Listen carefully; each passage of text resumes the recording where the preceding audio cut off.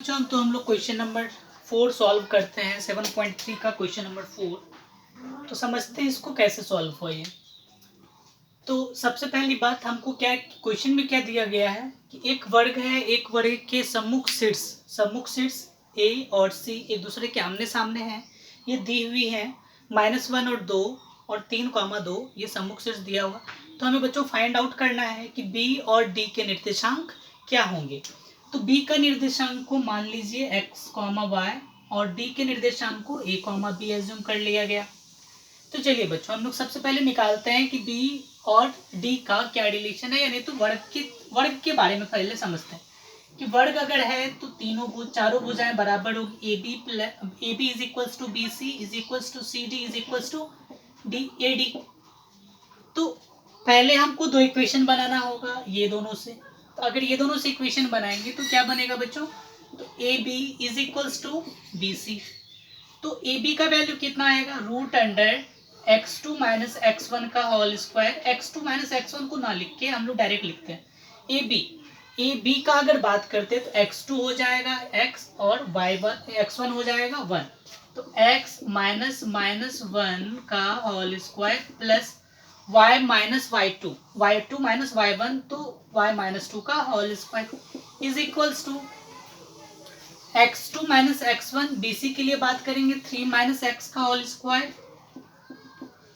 Plus 2 minus y का whole square, 2 minus y का whole square. Squaring कीजिएगा, squaring on both side अगर करते हैं तो दोनों साइड रूट खत्म हो जाएगा। x प्लस 1 का whole square plus y minus 2 का whole square is equals to 3 minus x का whole square plus 2 minus y का होल स्क्वायर। चलिए जनाब यहाँ पे गौर फरमाइएगा, y माइनस 2 माइनस y का कुछ भी वैल्यू लीजिए, अगर हम लोग इसका स्क्वायर करें तो बात वही पड़ेगा, इसीलिए ये दोनों क्या हो गया, कैंसिल हो जाएगा। बचेगा क्या, x का होल स्क्वायर प्लस 1 का whole square plus 2 into 1 into x is equals to 3 minus x का होल स्क्वायर, तो 3 का होल स्क्वायर प्लस एक्स का whole square minus 2 into 3 into x. चलिए एक्स स्क्वायर कैंसिल हो गया, 1 plus 2x is equals to 9 minus 6x। चलिए बच्चों, तो समझते हैं 1 minus 9 minus 6x minus 2x, तो minus 8 is equals to minus 8x। ये दोनों कैंसिल हो गया, x का वैल्यू 8/8 करेंगे, कितना आ जाएगा कटकर 1। तो ये आपका वैल्यू आ गया, x का वैल्यू 1 आ गया। अब अगर हम इसी में चलें, चूंकि चतुर्भुज की सभी जो भुजाएं, सभी जो कोण होते हैं वो प्रत्येक कोण कितनी डिग्री का होता है, एक राइट एंगल ट्रायंगल होता है 90 डिग्री का होता है। अगर हम ये दोनों भुजाओं को मिला दें, अगर हम ये दोनों बिंदुओं को मिला दें AC को, तो ये एक विकर्ण बन जाएगा और ये वाला त्रिभुज एक राइट एंगल ट्रायंगल। तो अगर हम इसमें बात करते हैं, देखिए समझिए बच्चों, तो इन ट्रायंगल ABC में एंगल B क्या है, राइट एंगल है। तो पाइथागोरस थ्योरम इसमें अप्लाई होगा ना, पाइथागोरस थ्योरम इसमें अप्लाई होगा, पाइथागोरस थ्योरम इसमें अप्लाई होगा। अगर पाइथागोरस थ्योरम अप्लाई होगा तो 90 डिग्री के सामने वाली जो भुजा होगी वह क्या होगी, कर्ण होंगी, और ये दोनों भुजा लंबी आधार हो सकती हैं। तो AB का होल स्क्वायर प्लस BC का whole square is equals to AC का होल स्क्वायर। तो AB का हमने डिस्टेंस कितना निकाला, AB का तो हमने वैल्यू निकाला हुआ, तो यहाँ पुट कर देते हैं डायरेक्ट। तो यानी x प्लस 1 का whole square plus y minus 2 का होल स्क्वायर, क्या चीज में है, रूट का होल स्क्वायर करना होगा यहाँ पे।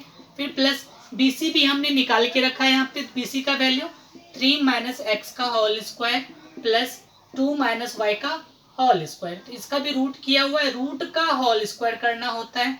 अब AC का वैल्यू निकालना है, तो AC के लिए क्या कीजिएगा, 3 माइनस माइनस 1 का होल स्क्वायर प्लस 2 माइनस 2 का होल स्क्वायर। बच्चों समझ में आया आप लोगों को AC के बीच का डिस्टेंस। तो अब इसको अगर सॉल्व करेंगे, रूट का स्क्वायर करते तो रूट तो खत्म हो जाएगा, x प्लस 1 का होल स्क्वायर बचा है यहाँ पे, y माइनस 2 का होल स्क्वायर प्लस, फिर अगर रूट का स्क्वायर करेंगे तो रूट खत्म, 3 माइनस एक्स का whole square plus 2 minus y का whole square is equals to, अगर सॉल्व किया जाए 2 माइनस 2 0 हो जाएगा, 3 माइनस माइनस प्लस 1 3 1 4, 4 का होल स्क्वायर 16, 16 का अगर 16 आया, क्योंकि यहाँ पे भी स्क्वायर करना है आप लोगों को, तो ये स्क्वायर तो खत्म हो चुका है, तो बचा क्या है यहाँ पे 60। कोई दिक्कत? चलिए समझते हैं इसको। फिर आगे आगे का है x का वैल्यू हमने कितना निकाला था, x का वैल्यू हमने निकाला था 1, तो x की जगह 1 पुट करते हैं, तो डायरेक्ट हम पुट कर रहे हैं 1 प्लस 1 2, 2 का होल स्क्वायर कितना आ जाएगा 4, प्लस y माइनस 2, तो y square minus plus 4 minus 2 into a का वैल्यू y है और b का वैल्यू 2 है, प्लस 3 माइनस 1 का वैल्यू x का वैल्यू कितना 1, तो 3 माइनस 1 2, 2 का होल स्क्वायर कितना आ जाएगा 4, प्लस फिर अगर इसको सॉल्व करेंगे 4 plus y square minus 2 into a का वैल्यू 2 बी का value y is equals to 16। कोई दिक्कत बच्चों? तो चलिए हम लोग समझते हैं 4 4 8 8 4 14 8 4 12 12 4 16, अगर सबको ऐड करेंगे तो 16 प्लस वाई स्क्वायर माइनस, इसको सॉल्व करेंगे तो 4y, इसको सॉल्व करेंगे तो माइनस 4y, फिर plus y square plus 16, understood?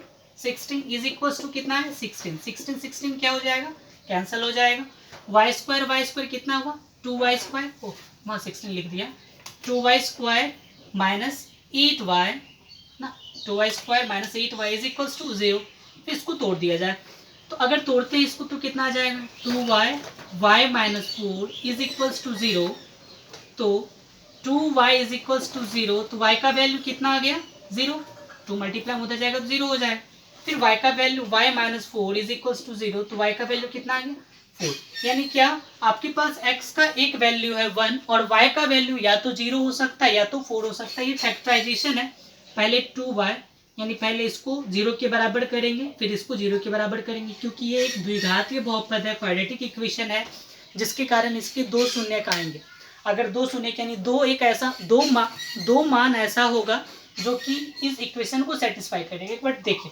y का वैल्यू 0 लीजिएगा, 0 इंटू 0 तो 0 के बराबर हो गया, इक्वेशन सेटिस्फाई कर रहा है, y का वैल्यू अगर 4 लीजिएगा तो 4 का whole square 16 2 32 minus 8 4 32, 32 minus 32 is equal to 0 हो रहा है, तो यानी दोनों वैल्यू इसको सेटिस्फाई कर रहा है, जिसके लिए y का वैल्यू 4 भी हो सकता है और y का वैल्यू 0 भी हो सकता है। तो हम लोग इसके लिए क्या करेंगे, b का जो कोऑर्डिनेट आया है, b का कोऑर्डिनेट कितना आया है, b का कोऑर्डिनेट या तो x, y या तो 1, 0 हो सकता है या 1, 4 हो सकता है, तो ये दोनों आपका वैल्यू एक्सेप्टेबल वैल्यू होगा। अब हम बात करते हैं डी के कोऑर्डिनेट के बारे में, तो चलिए बच्चों यहाँ तक जल्दी उतार लीजिए आप लोग। डी का कोऑर्डिनेट अगर बात करेंगे तो डी का बात करेंगे तो डी किस पे कट करेगा, बी डी और ए सी एक दूसरे को ओ बिंदु पर कट करेगा और वो एक दूसरे को समद्विभाजित करेगा, मतलब हुआ कि ओ आपका एक मध्य बिंदु का निर्देशांक है। बट इसमें देखिए इसमें एक दिक्कत आएंगी, क्या दिक्कत आएगा, तो इसका जवाब आपको दोनों में से कोई एक वैल्यू ही लेना पड़ेगा हमको।